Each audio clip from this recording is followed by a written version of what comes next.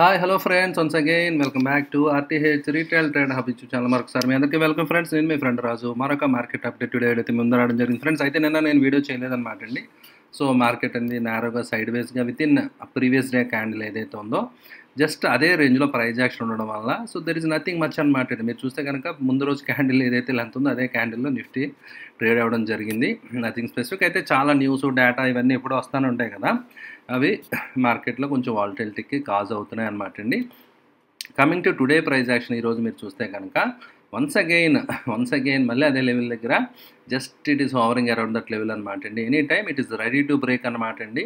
And get ready for more down side అనమాట. ఇంకా fall అనేది మార్కెట్లో రావడానికి అవకాశాలు చాలా పుష్కలంగా కనిపిస్తున్నాయి అనమాట అండి. So already friends we're 10% down from the top కదా, మేబీ అనదర్ 10% లైక్లీ అనమాట అండి. పాసిబిలిటీ అయితే ఖచ్చితంగా కనిపిస్తుంది అనమాట అండి.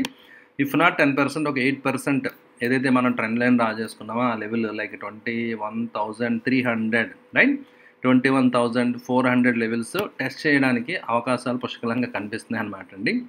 బట్ అది బడ్జెట్ లోపల జరుగుద్దా లేకపోతే బడ్జెట్ డే రోజు ఈ టైప్లో వచ్చి జస్ట్ టచ్ చేసి మళ్ళీ బౌన్స్ వచ్చేస్తుందా అనేది we have to wait and watch అనమాట. But budget day or budget event could be a trigger అనమాట. ఖచ్చితంగా బడ్జెట్ ఈవెంట్ అనేది ఒక ట్రిగ్గర్ అవుతుంది. సో దాని తర్వాత మార్కెట్లో ఒక డైరెక్షన్ అనేది ఎస్టాబ్లిష్ అనేది అవుతుంది అనమాట అండి. సో ఇది నిఫ్టీకి సంబంధించి. అంటే బ్యాంక్ నిఫ్టీ విషయానికి వస్తే bank Nifty already trend line breach అయిపోయింది friends. So bank Nifty already ఏదైతే మన షేడెడ్ జోన్ ఉందో ఆ జోన్కి already it has started right. ఆ జర్నీ ఆల్రెడీ స్టార్ట్ అయిపోయింది అనమాట అండి. సో అయితే ఫస్ట్ టార్గెట్ కింద ఐఎమ్ ఎక్స్పెక్టింగ్ అనమాట అండి. యాజ్ ఎ ఫస్ట్ టార్గెట్ ఎంత రావచ్చు అని చూస్తే కనుక we can say, so first target వచ్చి నేను ఎక్స్పెక్ట్ చేసేది సేమ్ అదే క్యాండిల్ నిఫ్టీలో ఎలాంటి క్యాండిల్ ఉందో ఇంచుమించు అదే లెవెల్ అనమాట అండి. That is 46,000 friends right. అంటే ఇప్పుడు 48,700 ఉంది కదా, అంటే ఇంకొక 2,000 పాయింట్లు, ఓకే, ఒక 2,500 పాయింట్స్ దాకా ఇంకా వీక్నెస్ బ్యాంక్ నిఫ్టీలో పడి అవకాశాలు కనిపిస్తున్నాయి అనమాట అండి. ఎందుకంటే మేజర్ సపోర్ట్ అయితే బ్రేక్ అయింది అండ్ ఇంకా మేజర్ సపోర్ట్ లేదు కాబట్టి ఇట్ ఈజ్ మోర్ లైక్లీ అనమాట అండి ఫాల్ రావడానికి ఎక్కువ అవకాశాలు ఉన్నాయన్నమాట. ఒకవేళ ఏదైనా బౌన్స్ వచ్చినా మళ్ళీ సెల్లింగ్ ప్రెజర్ వచ్చేయడానికి ఛాన్సెస్ ఎక్కువగా ఉన్నాయన్నమాట అండి రైట్. అది దృష్టిలో పెట్టుకోండి ఫ్రెండ్స్. దాన్ని బట్టి మీ పోర్ట్ఫోలియోలో పొజిషన్ సైజింగ్ మీరు లాస్ట్ని చూసి తట్టుకోగలిగేలా ఉంటేనే ప్లాన్ చేసుకోవాలన్నమాట అండి. సో దాన్ని బట్టి అకార్డింగ్లీ యూ కెన్ ప్లాన్ అనమాట అండి right. And FIs DIs participation అయితే చూడొచ్చు. డిఐఎస్ మ్యాక్సిమం సాయం బట్టి పైకి లాగడానికి మ్యాక్సిమం ప్రయత్నాలు చేస్తున్నారు. బట్ ఎఫ్ఐఎస్ దాన్ని కిందకి తీసుకురావడానికి హ్యాపీగా దే ఆర్ ఎగ్జిటింగ్. వాళ్ళు ముందే స్మార్ట్గా చాలా మనీని దే హ్యావ్ టేకెన్ అవుట్ అనమాట అండి. And what they are seeing అంటే వాళ్ళు ఏంటి ఊహించారు, ముందే ఏంటి వీక్నెస్ రావచ్చు, లైక్ ఇండియా మార్కెట్ నుంచి ఎందుకు వెళ్ళిపోతున్నారు. బట్ న్యూస్ మాత్రం చాలా ఆప్టిమిస్టిక్ న్యూసెస్ వచ్చాయండి సెల్లింగ్ స్టార్ట్ అవ్వడానికి ముందర. ఇండియా మాత్రం రే ఆఫ్ హోప్, ఇండియా దిక్సూచి ప్రపంచానికి, ఇండియాలో ఉన్న గ్రోత్ ఇంకెక్కడ రాదో. సో చాలామంది టీవీల్లో పెద్ద పోర్ట్ఫోలియోలు అందరూ కూడా చాలా ఎంఎస్సీ రీజన్ జరుగుతుంది, లక్షల కోట్ల రూపాయలు ఇండియాకి వచ్చేస్తాయి, ఇలా రకరకాల న్యూస్ మనం చూసాం. బట్ కానీ సో అది డైరెక్ట్ మార్కెట్లోకి రాలేదన్నమాట. FIs instead of that they are taking it out, మనీని బయటికి తీసుకెళ్ళిపోతున్నారు. But maybe they are investing India బిజినెసెస్లో. ఇండియాలో డైరెక్ట్గా ఎంటర్ప్రెన్యూర్స్ కింద ఇండియాలో ఏదైనా ఇండస్ట్రీస్ లేదా ఇండియాలో స్టార్టప్స్లో ఇన్వెస్ట్ చేయడం, సో మేబీ అలాంటిదైనా జరుగుతుందేమో రైట్. బట్ ఓవరాల్ ఇన్స్టిట్యూషన్స్ పరంగా ఎఫ్ఐ సెల్లింగ్ అయితే మాత్రం చాలా బ్రూటల్గా ఉంది. చాలా ఎక్కువ సెల్లింగ్ అనేది చేయడం అనేది మనం గమనించాం కదా. సో హెవీ సెల్లింగ్ అనేది మనం క్లియర్గా చూడొచ్చు అనమాట అండి. అయితే నిఫ్టీ 50 అడ్వాన్స్ డిక్లైన్ మీరు చూస్తే కనుక అడ్వాన్సెస్ కంటే డిక్లైన్స్ డామినేషను క్లియర్ కట్గా అన్ని సెక్టర్ల ఇండిసెస్లో కనిపించింది కదా. అండ్ ఎంత మార్కెట్ పడినా కూడా సో వీ కెన్ సీ అనమాట అండి. కొన్ని IT companies result season start అయింది. సో దాన్ని బట్టి మిగతా ఫోర్కాస్ట్ జరుగుతూ ఉంటుంది రైట్. సో ఎక్కడ వీక్నెస్ ఉందో అక్కడ కట్ చేసుకుంటే వెళ్ళిపోండి అని చెప్తా వచ్చాను కదా ఫ్రెండ్స్. నేను మన ఛానల్ రెగ్యులర్ ఫాలోవర్లు తెలుసు అనమాట అండి. So cutting the losses at the early stage is very important అనమాట. తొందరగా లాసుల నుంచి బయటపడిపోవాలి, దాన్ని అలా పట్టుకుని హోల్డ్ చేయడం కరెక్ట్ కాదనమాట అండి. స్టాప్ లాస్ రెస్పెక్ట్ చేయడం అనేది చాలా ఇంపార్టెంట్ ఫ్రెండ్స్ రైట్.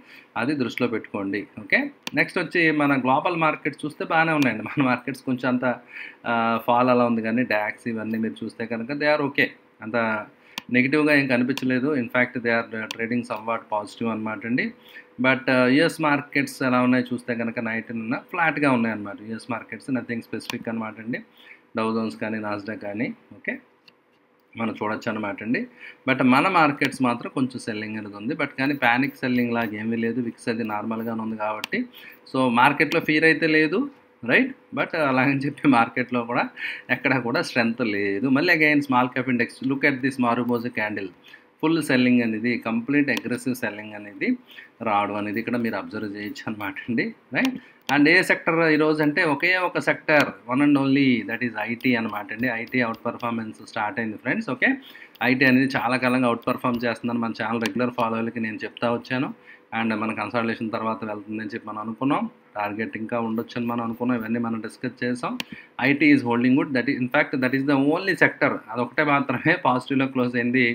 సో మిగతా సెక్టర్స్ 2% చొప్పున మ్యాక్సిమం పిఎస్సి బ్యాంక్స్ కానివ్వండి, రియాలిటీ కానివ్వండి, స్మాల్ క్యాప్ కానివ్వండి, మిడ్ క్యాప్ కానివ్వండి. రైట్. సో మెటల్ ఇండెక్స్ కానివ్వండి 1.5 నుంచి 2% దాకా అన్ని ప్రైస్ కరెక్ట్ అయింది. లైక్ ఆటో ఇవన్నీ కూడా అంటే అక్రాస్ ద బోర్డ్ మొత్తం అన్నీ కూడా ప్రాఫిట్ బుకింగ్ అనేది కనిపిస్తుంది అనమాట అండి. సివియర్ సెల్లింగ్ అని అన్న కానీ వాల్యూమ్స్ తోటి కాకుండా నార్మల్గా అంటే లైక్ బయింగ్ ఇంట్రెస్ట్ ఆగిపోయింది సడన్గా.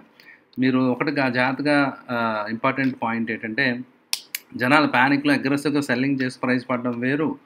లేదంటే కొంచెం జాగ్రత్తగా ఉండి కాషన్గా బయింగ్ చేయకపోవడం వల్ల కూడా ప్రైస్ పడతా ఉంటుంది. Supply demand friends. Right.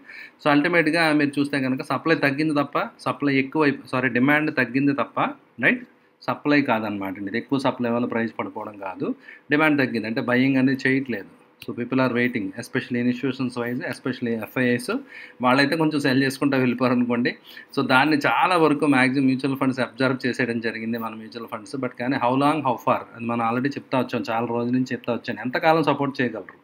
So వాళ్ళు కంటిన్యూగా సెల్లింగ్ ఉంటే ఎంతకాలం సపోర్ట్ చేయగలరు అనేది చూడాలన్నమాట అండి. బట్ చాలా వరకు సపోర్ట్ చేశారు కానీ బట్ స్టిల్ మార్కెట్ అయితే వీక్నెస్ ఉందన్నమాట అండి. అండ్ మన థంబ్నెయిల్స్ అన్నీ మీరు చూడొచ్చు అనమాట అండి. రైట్.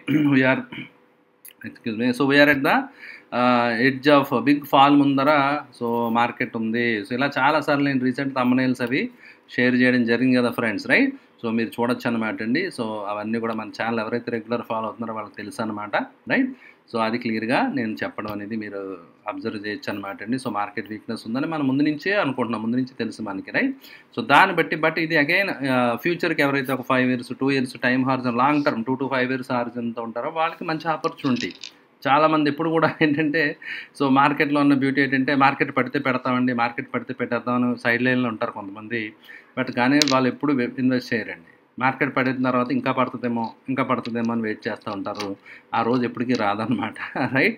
సో అందువల్ల ఏంటంటే సో అలా వెయిట్ చేసే వాళ్ళు ఎప్పుడు వెయిట్ చేస్తూ ఉంటారు. ఎగ్జాక్ట్ బాటంలో కొనేద్దాం, ఎగ్జాక్ట్ హైలో కొనేద్దాం, అమ్మేద్దాం. చాలా మనమే స్మార్ట్ తెలివైన వాళ్ళు ఎవరైతే అనుకుంటారో they are the biggest fools అనమాట అండి. అది ఇంపాసిబుల్. ఎగ్జాక్ట్ హై ఎగ్జాక్ట్ లో అనేది ఎవరి వల్ల సాధ్యం కాదు. కాబట్టి లాంగ్ టర్మ్ ఏదైనా లైక్ ఇన్వెస్ట్మెంట్స్ మ్యూచువల్ ఫండ్స్ ఎస్ఐపీలు చేసుకునే వాళ్ళు సో చేసుకోవడానికి ఇట్స్ వండర్ఫుల్ టైం అనమాట. రైట్. మళ్ళీ బేర్ మార్కెట్ ఒకవేళ ఏదైనా కరెక్షన్ ఇంకా ఎక్స్టెండ్ అయినా సో తర్వాత మళ్ళీ బుల్ మార్కెట్లో you will be making wonderful profits అనమాట అండి. దానికి ఇది ఒక ఆపర్చునిటీ. సో మీరు పీక్లో పెట్టకుండా యాక్చువల్గా ఏదైనా ఫాల్ వచ్చినప్పుడు పెడుతున్నారు కాబట్టి లైక్ మ్యూచువల్ ఫండ్స్ ఈటీఎఫ్స్ ఇలాంటివి ఏదైనా అక్యుములేట్ చేసుకుంటే లాంగ్ టర్మ్లో మంచి రిటర్న్స్ వచ్చే ఛాన్స్ అయితే ఉంటుంది ఫ్రెండ్స్. రైట్. ఇది ఫ్రెండ్స్ ఈరోజు మార్కెట్ అప్డేట్. అండ్ నెక్స్ట్ మళ్ళీ మనకి ఫెస్టివల్ సీజన్ కదా సో మోస్ట్లీ వీడియోస్ ఉండకపోవచ్చు అనమాట అండి. 3 days ఫెస్టివల్ టైంలో ఐల్ సీ అనమాట అండి బెస్ట్ పాసిబుల్. ఏదైనా ఉంటే కనుక ఆపర్చునిటీ నేను వీడియో షేర్ చేయడం జరుగుతుంది. అదర్వైజ్ తర్వాత ఫెస్టివల్ తర్వాత మనం విల్ బీ మీటింగ్ అనమాట friends. Right. Monday live stream కూడా మోస్ట్లీ ఉండకపోవచ్చు అనమాట అండి. లెట్ us see ఒకవేళ పాసిబిలిటీ ఉంటే ఐ విల్ బీ డూయింగ్ అనమాట అండి. Right. Thank you friends. Thank you for watching the video. Enjoy your festival season. Wish you all the best and see you all. Bye.